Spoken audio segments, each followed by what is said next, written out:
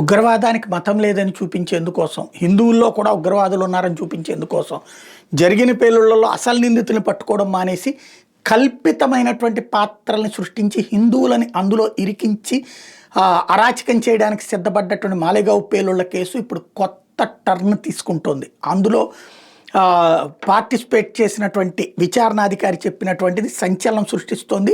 మాజీ పోలీసు అధికారి చేసినటువంటి ఆరోపణ, ఈ కేసులో వచ్చిన తీర్పు ఒక నకిలీ అధికారి చేసిన నకిలీ దర్యాప్తును తేటతెల్లం చేసింది. నేను చెప్పలేను అప్పట్లో ఏటీఎస్ ఏం దర్యాప్తు చేసింది, ఎందుకు చేసింది, కానీ నాకు రామ్ కల్పాంగ్రా, సందీప్ డాంగే, దిలీప్ పాటీదార్ మరియు ఆర్ఎస్ఎస్ చీఫ్ మోహన్ భాగవత్ లాంటి వాళ్ళ మీద చర్యలు తీసుకోమని కొన్ని రహస్య ఆదేశాలు వచ్చినాయి. ఈ ఆదేశాలు ఇచ్చింది ప్రముఖ మాజీ ఏటీఎస్ అధికారి మొహబీబ్ ముజావర్. ఈయన ఇచ్చినటువంటి ఆదేశాలు చివరికి తుపాకీ కూడా ఇచ్చారు, కొంతమంది మెన్ కూడా ఇచ్చారు. అయితే ఆ ఆదేశాలు నైతికంగా అనుసరించలేనివి అని చెప్పి నేను తేల్చి చెప్పాను. అందుకే నా మీద నకిలీ కేసు నమోదు చేసి నా వృత్తిని కూడా నాశనం చేశారు.